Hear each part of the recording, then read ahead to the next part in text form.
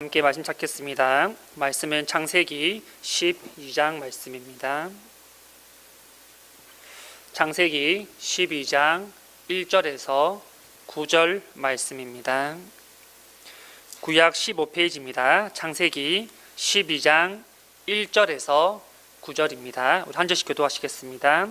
여호와께서 아브라함에게 이르시되 너는 너의 고향과 친척과 아버지의 집을 떠나 내가 내게 보여줄 땅으로 가라.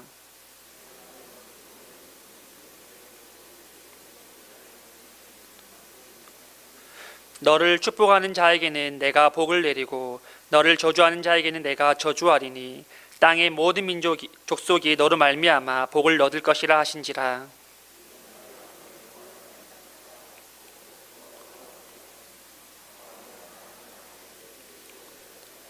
아브라함이 그의 아내 사레와 조카 롯과 하란에서 모든 소유와 얻은 사람들을 이끌고 가나안 땅으로 가려고 떠나서 마침내 가나안 땅에 들어갔더라.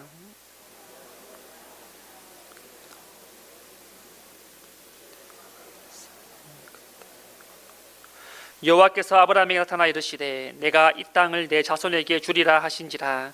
자기에게 나타나신 여호와께 그가 그곳에서 제단을 쌓고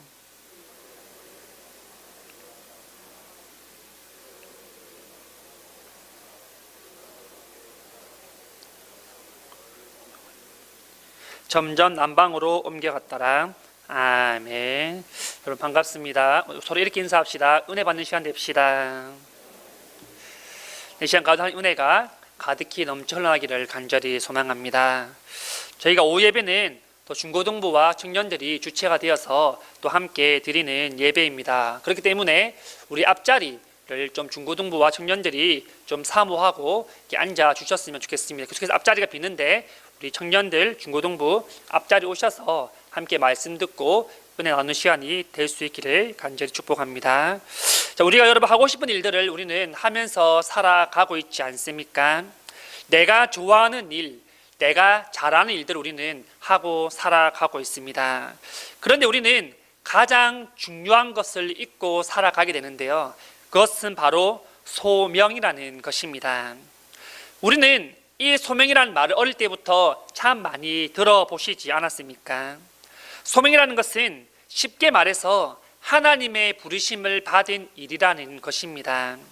내가 원해서 하는 일이 아니라 하나님이 나를 통해서 하시고자 하는 일, 원하시는 일을 우리가 소명이라고 말합니다. 내가 고집하고 내가 붙잡고 있는 것이 아니라 하나님께서 나를 통하여서 이루고자 하시는 그 일이 바로 소명이라는 것이죠.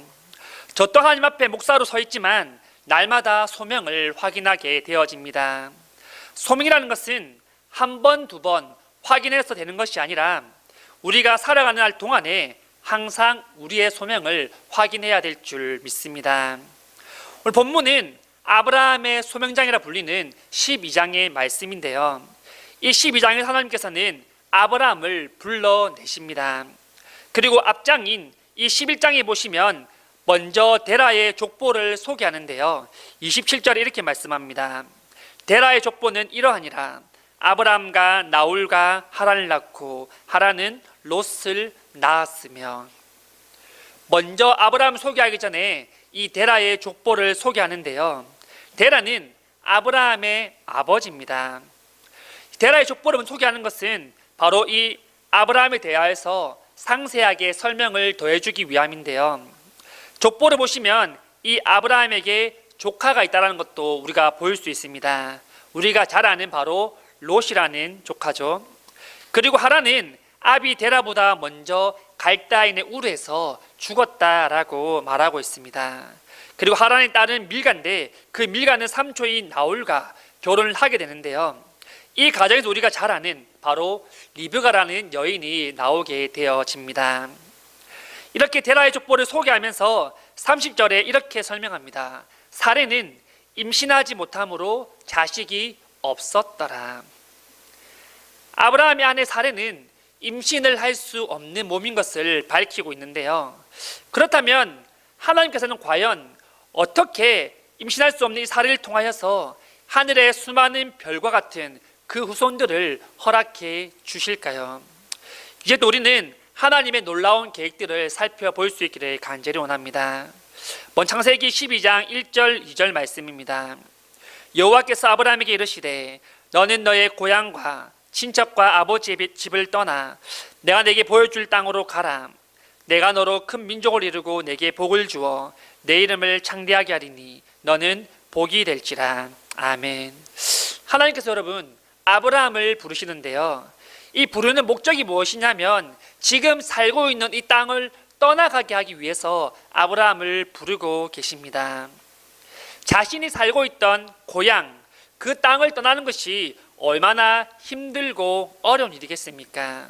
하물며 우리는 이사를 하는 것도 참 어려워하지 않습니까? 이사를 하게 되면 전학을 갈 때도 있지 않습니까? 전학을 가면 또 새로운 친구를 사귀어야 되고 새로운 환경에 적응해야 되는 그런 어려움들이 있습니다. 자기가 사는 곳, 자기가 다니는 곳을 옮기는 것은 쉽지 않은 결정이고 결단인 것입니다. 하지만 이때는 여러분 지금과 비교할 수 없는데요, 지금 이 시대는 어떠냐면 함께 뭉쳐서 사는 족장 시대입니다. 당시 하란에는 이 아브라함의 형제인 나홀의 가족들이 함께 모여서 살고 있었는데요, 그들은 함께 모여서 천막을 짓고 불을 떼고 오순도순 그렇게 함께 살았을 그 때라는 겁니다. 그런데 지금 그 살고 있는 그 땅에서 하나님께서 아브라함을 불러내시고 그 땅에서 떠나라 라고 지금 말씀하고 계시는 것이죠. 여러분 우리는 이 상황 가운데 어떻게 대답을 하시겠습니까? 저 같으면 이렇게 말하겠습니다. 하나님, 지금 내가 잘 살고 있는데 왜 떠나라 하십니까? 지금 떠나면 제가 챙길 것도 많고 밥도 챙겨야 되고 식량 챙겨야 되고 물도 챙겨야 되고 걸어가려면 다리도 아픕니다. 저는 여기가 좋습니다 라고 말했을지 모르겠습니다. 이때는 차도 없고 이동수단도 없기 때문에 그 울퉁불퉁한 그런 험난한 길을 걸어서 가야 되기 때문이죠. 그런데 4절 상반절에 보시면 놀랍게도 아브라함은 이렇게 고백합니다.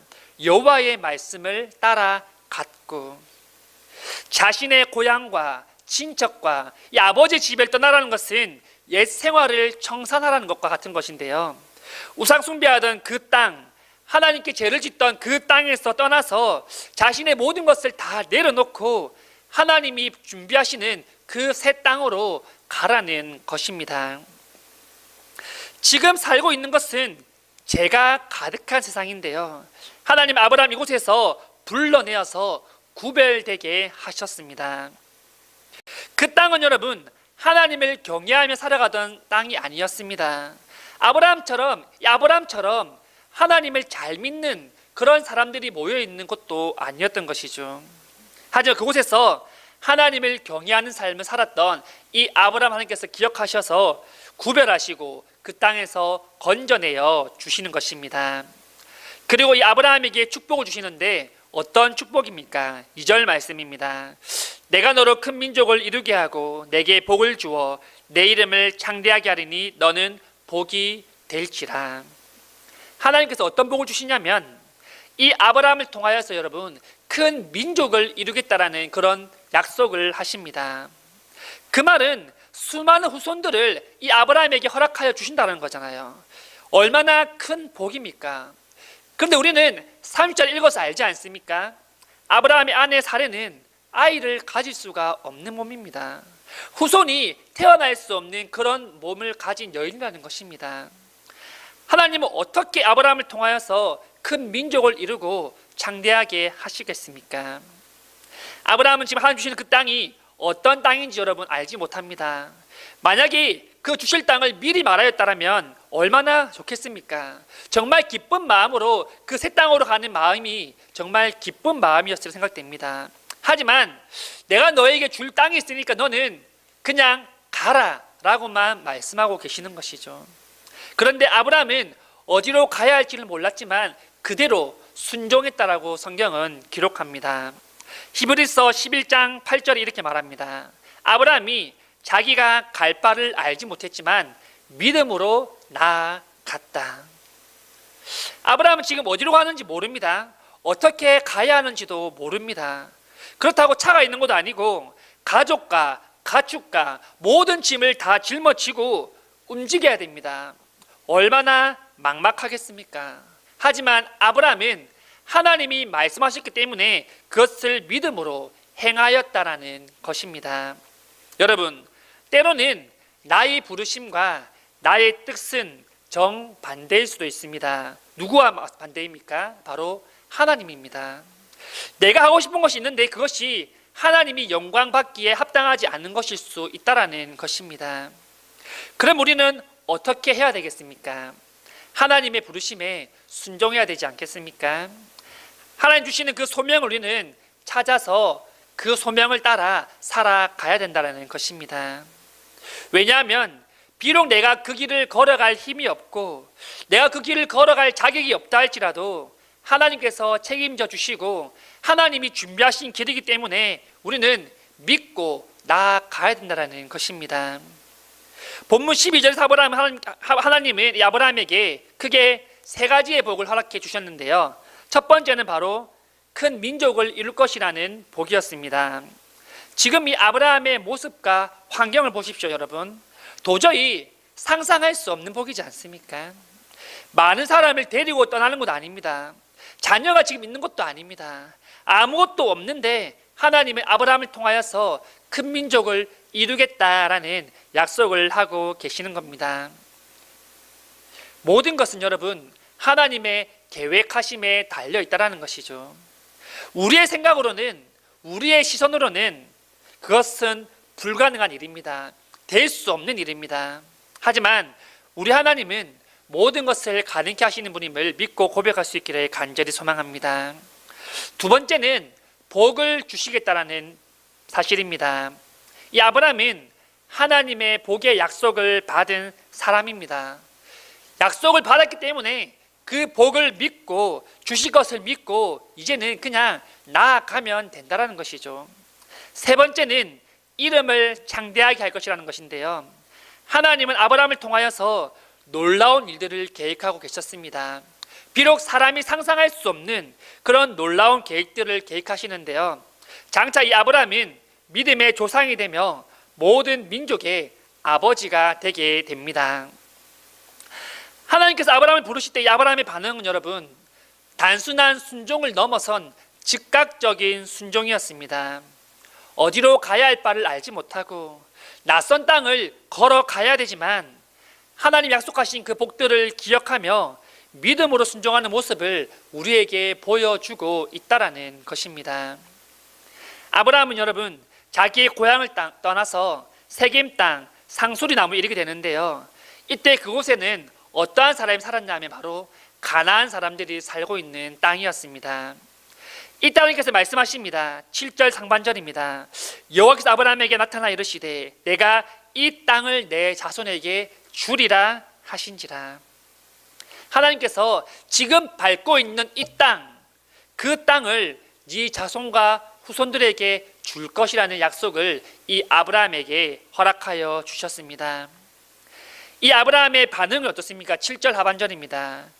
자기에 나타나신 여호와께 그가 그곳에서 제단을 쌓고, 하나님의 말씀에 이 아브라함의 반응은 하나님 앞에 제단을 쌓고 예배를 드리는 것이었습니다. 비록 사람의 생각으로는 여러분 계획할 수 없고 믿을 수 없는 그런 사실이었지만 하나님의 말씀이기 때문에 이 아브라함은 온전히 순종하며 하나님 앞에 제단을 쌓고 예배를 드렸다는 것입니다. 여러분, 이 예배라는 것은 주일, 수요일, 새벽기도 따로 정해진 날만 드리는 것이 예배가 아닙니다. 이 예배는 우리 매일매일 삶 가운데 있어야 될 줄 믿습니다. 우리는 어디로 가든지 어디에 있든지 어디에 속하든지 그 안에서 하나님을 예배하는 모습을 가져야 될 줄 믿습니다. 아브라함이 주신 그 소명은 이 아브라함이 받아들이기 힘들었던 그런 소명이었습니다. 자기의 고향과 친척과 아버지의 집을 떠나서 낯선 땅을 가는 것, 그것은 결코 쉬운 일이 아니었기 때문이죠. 하지만 아브라함은 하나님의 이 놀라운 계획에 동참합니다. 순종합니다. 그렇게 할 때 하나님께서 놀라운 계획들을 보여주시고 이 아브라함의 모든 길들을 준비하시고 열어주시는 것을 우리가 창세기를 통하여서 볼 수 있습니다. 이 아브라함의 삶은 여러분 예배하는 삶입니다. 하나님께 감사하는 삶이었습니다. 여러분, 우리 안에 다시 한번 질문을 던져볼 수 있기를 간절히 소망합니다. 여러분의 소명은 무엇입니까? 여러분이 하고 싶은 것이 아니라 하나님께서 나를 통하여서 어떤 일을 하고자 하십니까? 우리는 곰곰이 고민해보고 기도할 수 있어야 될 것입니다. 말씀을 정리하겠습니다. 여러분, 우리가 정말 한 번 사는 인생, 하나님 위하여서 멋지게 인생을 살아야 되지 않겠습니까? 아브라함은 믿음으로 하나님 말씀 앞에 순종했습니다. 그저 하나님의 부르심에 즉각 응답했습니다. 우리는 여러분, 어디로 가야 할 바를 알지 못하는 그런 인생을 살아가고 있습니다. 어떻게 살아가야 될지 모릅니다. 어떻게 그 길을 헤쳐나가야 될지 우리는 알지 못합니다. 하지만 우리 하나님 아버지께서는 그 모든 것을 다 계획하시고 준비하시고 알고 계신다는 것입니다. 우리는 그 준비하신 길을 따라서 그 소명을 따라서 살면 된다는 것입니다. 학업으로 또는 취업으로 고민하고 있는 학생들과 청년들이 있으리라 생각이 됩니다. 여러분, 무엇을 하든지 하나님 주신 그 소명을 따라 살아갈 수 있기를 간절히 소망합니다. 내가 하고 있는 이 길이, 내가 걷는 이 길이 정말 맞는 길인지 날마다 매일 그렇게 하나님 앞에 확인할 수 있기를 바랍니다. 우리는 길을 잘 모르거나 여러분 잃어버리면 한 사람에게 그 길을 묻는 것이 아니라 여러 사람에게 묻지 않습니까?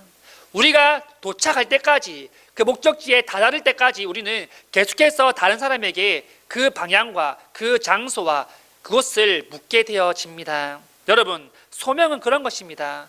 우리가 살아가는 끝날까지 우리가 어떻게 살아가야 될지 하나님 앞에 계속해서 물어나가는 것이 바로 소명이라는 것입니다. 여러분, 우리 뜻대로 사는 것이 아니라 하나님 나를 통하여 원하신 일들을 우리가 하며 살아갈 수 있기를 간절히 원합니다. 하나님 주시는 그 소명을 따라서 우리의 삶을 주님 앞에 맡겨 드릴 수 있기를 간절히 소망합니다. 한 주간 살아갈 때 나의 뜻이 아니라, 나의 꿈이 아니라 소명대로, 주신 그 소명대로 순종하며 나아갈 수 있기를 간절히 소망합니다.